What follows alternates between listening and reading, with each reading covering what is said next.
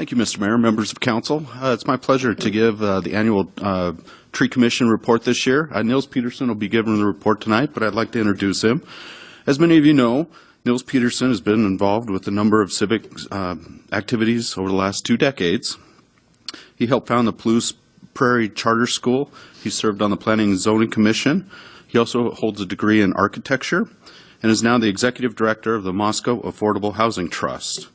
Many of you know that he has an interest in heavy timber construction. He's built several timber frame structures around town, the barn, and he's also built the picnic shelter at Berman Creekside Park. Since he retired from WSU in 2011, he's turned his passion for wood into passion for the Tree Commission. And we've done some great things. We've got a wonderful group. Nils Peterson, our chair. David Rock's here as well from our Tree Commission. We've got a very passionate group and doing some good things. And with that, I'll turn it over to Nils Peterson for our presentation. Thank you. You're welcome. Good evening, Nils. Thank you, Mr. Mayor and Council. Thank you, David, for a kind introduction. Just a reminder of the Tree Commission's mission statement to plan, establish, and help conduct a comprehensive community forestry program. And I think you'll see tonight that we have many elements of a comprehensive program going on. And our goal is to help enhance the quality of life for those who live and work here. Members, Patrick Feckerty, Vice Chair, Mary Jo Hamilton, Secretary, then you can see the others as well. And special thanks to David Schott, recognition that he jumped in last year, not only 9 months ago, and has been a great assistance to the committee. So thank you very much. The term green infrastructure was introduced to us by David Rock, and I think it's an important way to think about the city's forest. And I think about the forest, both the publicly owned portions and the portions that are privately owned. They're intermingled. Interestingly, the benefits in that list are ordered kind of from most civic and big importance down to least civic and most personal, property values being something that more pertains to the individual than it does to the city itself. There's been a very recent study, I think it was done in Montreal, on public health, and finding that street trees, not trees in general, not trees in backyards, street trees, made a significant impact on the health of the residents of the city of Montreal, even when they controlled for income and other demographic factors. So it's important to think about that as a broad community value. I went back and looked at the 2014 citizen survey, where we asked citizens, which things do you value about trees? They go up the list from the bottom. Property values was the most valued thing from citizens' perspective. And stormwater mitigation was in there, sort of in the middle of their list. And I can't remember what the bottom one was, but it's kind of upside down from this list. So it's interesting to think that we have an education component to help the community understand the municipal value of the forest. This is part of it. Every year we do the Arbor Day outreach. Mayor comes and reads a proclamation. We try to work with a school to do something around the planting of a tree, and it's the kickoff then for our sapling giveaway, which we do. Some go to children in schools many years, and then others go to the community. So we had a great event again this year. I was unfortunately quite sick and wasn't there in the crowd, but it's something that I think that is broadly appreciated. Then more public outreach that we're doing. We used to go to the county fair once a year, and we've shifted up and don't go to the county fair anymore, are going to farmers market and sharing things that the commission is working on. And I think we connect with more Moscow people that way. The county fair has a different audience, and they're there with different motivations in those booths. So this seems to have been working better, and we've done it a number of years in a row now. 2 years ago, we started going to the Historical Society Ice Cream Social. Gets a different cross-section, and decorating tree cookies is, a popular activity amongst the younger set. But it also gives us a chance to put out literature and talk to the community about trees. This year we tried something new. PCEI runs a Halloween event, which is Animals of the Night, and so we went with Trees of the Night and tried to interest children in spooky silhouettes and shadows. But being right across from the wolf display, not many children paid much attention to what we were doing, but it was actually kind of good because it sorted the kids from the parents, and I was able to talk to parents as the kids were petting wolf pelts. So that worked out. Other public outreach that we've been doing, and this is really another thanks to staff. Several years ago, we started a fruit tree pruning workshop, and it was really the initiative of the commission itself to figure it out and kick it off. But in this last year now, the idea that we should have several things in the Parks and Rec catalog of different kinds of offerings aimed at different audiences. So you see that this last year we've had a much bigger listing than just the fruit tree pruning. We've had some other activities in fall pruning, going to do 2 kinds of fruit tree pruning this coming spring, separating the audience into those with stone fruits like cherries and plums and peaches versus those with palm fruits like apples and pears. The pruning is different. When the audiences overlap, it makes it more difficult for the instructor. We think we have enough uptake now to actually have 2 separate classes. So you can look for that in the Parks and Rec catalog that will come out in December. We have been working on a variety of tree issues, providing direct recommendations to various entities. The image is really about the bottom one, the sidewalk accessibility concern.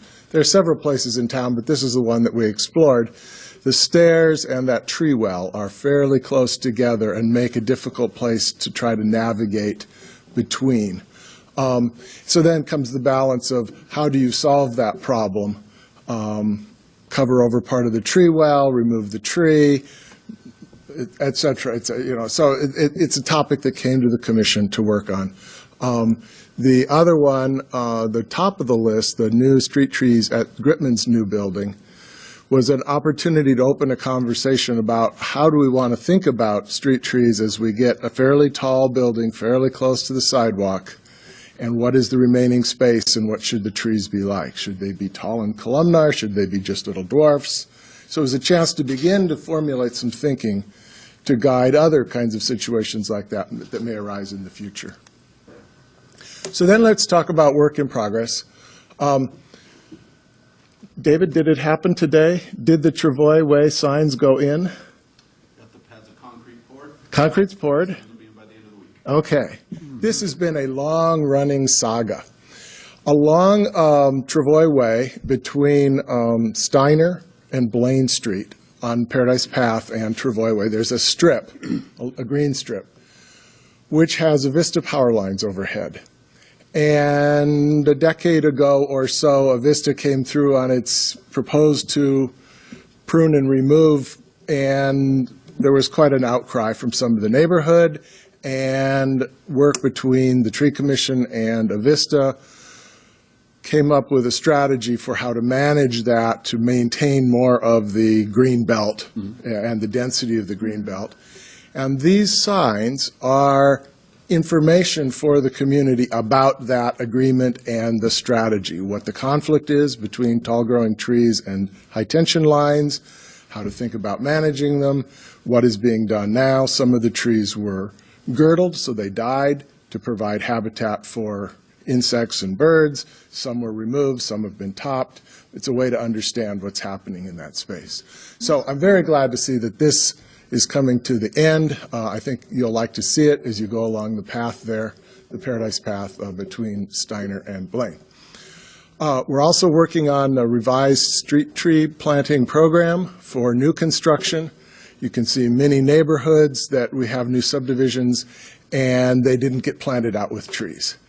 And the mechanism that was imagined and invented back about 2000 just hasn't been very successful, so we've been working with planning and zoning, and we'll be bringing forward some amendments to the city ordinance that will help, we think, with getting trees planted around new construction projects.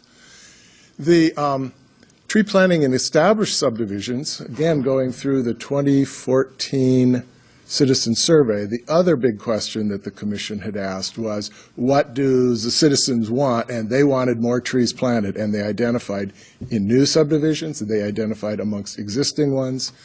And so we're working on how to think about the infill and ultimately replacement of our forest, and I'm pointing up here into the Fort Russell, where that forest is now getting fairly mature. And that also connects to the work. It's really done by staff in this case, the Tree Risk Assessment Project.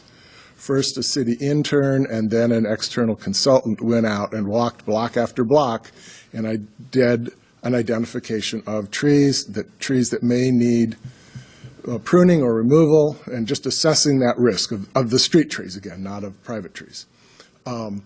And so we have a fairly good idea now of the risk that the city faces in terms of the standing trees, but that also tells us about where we can think about some of the replacement and rejuvenation of the older parts of the forest. Other piece that connects to that, the community-based observing. Let me explain that a little bit. So the tree risk was really a recognized need by staff to go out and look at every tree. Community-based observing is an idea that we're trying to explore in collaboration with the U of I. Is there a way for citizens to report tree-related issues on a tree-specific basis that then could, oh, we're starting to see birch tree borer here, or we're starting to see this, or I'm seeing a lot of dead in the top of the maple trees on my block, or whatever it might be. And that would be a way to call to more professional attention to think about those. So we're seeing if there's a project that we can do along those lines. And then planning for street tree replacements downtown. The conversation about Gritman would be at one end, how do we think about new trees? But then the other is when you look at the trees along the bulk of Main Street, you see some of them are failing. And how do we think about that transition? Probably a multi-year process of asking that question and getting the right kind of budgeting and planning through the council so that we could actually, do we change the wells underneath the trees to make them more spacious, bigger lots? Do we change the species? Do we replace the whole city block at once? Or do you take them out one at a time? Lots of questions to be resolved there. But that's a project that we're thinking about working on. At any rate, so thanks to the mayor and the commission and the staff, and I'll take some questions or comments. Well, it's always fun. Nils Arbor Day, I always look forward to that. Mm-hmm. Like you said, last year you were sick and missed it, but David filled in for it and did a great job. So, And it was pouring rain. yes, it was. It was a wet day because Jim and Art and I were out there. Walter? Nils, where is the tree and step conflict located? That is on the corner of 3rd and Jackson on the southeast. Okay, The building is green and with orange window trim. yeah. And And then secondly, if I may, it may be premature, but are the trees that we have downtown the best kind of tree to have downtown? I hate to park downtown and get my car just covered in little tiny leaves about 3 months of the year, or 4 or 5. Mm-hmm. Is that a really good tree for a downtown, or is there something better out there, you think? I think that's an important question. You're parking in one section of it. There's also where you can get the acorns to slide your feet on and the bigger oak leaves on your car. So we're running some experiments, if you will. In different blocks, we have different sorts of things. I don't think we intended those experiments, but now we need to ask exactly your question. And what trees do shed something. Which sheddings do we more tolerate or less Don't get the ones tolerate? that put all the gummy stuff on your car. That's The even gummy worse. stuff That's isn't even bad. worse. Yeah, right. But okay. I had a gentleman email me several months ago about a proposed tree to be used downtown, and about 3 months later, he said, "Oh, it's doing so and so. I take it back. Don't use that for whatever you do." It's going to be a balancing act to find the right mix of things, and certainly some of those concerns, like what does it drop on the cars? How tolerant is it to growing in those harsh conditions, in the small pots, essentially, et cetera. But on the flip side of that, looking downtown, having the trees are very, very nice. Considering what it would be before that, because I remember the day before we ever put any trees in, and it was pretty blasé, just cement and asphalt. And I think that Gina will tell you that there are business advantages to having a tree-lined Main Street over not. Well, and you have, and we have like the light-up parades and things like that at night. We had that night function where we had the block party recently, and the lights were all, in the trees were all lit up, and it really gave that a very nice feel for the downtown area that evening. Kathy? I know it's not downtown, but on D Street where the crosswalk went in, by the middle school, they put in trees, and I went down the night before they opened, and I think it was Scott that was there anyway, and so I had a big conversation with him about the trees and all the decisions that they made to put in the proper tree for that intersection. And I don't know if you've talked with him or not, but I got tons of tree information. It was great, and I got to have a look at the depth of the pots that they put those trees in and all that kind of stuff. And that was Scott Becker from Hodge? No, it wasn't no. Scott Becker. Bontrager. Yeah, one of our Scott. guys. Okay. Yeah, he was Great. great to talk to, and talked about where they got the trees from and how much they cost and just tons of stuff. So Great, yeah. great, thanks. Other questions for Nils?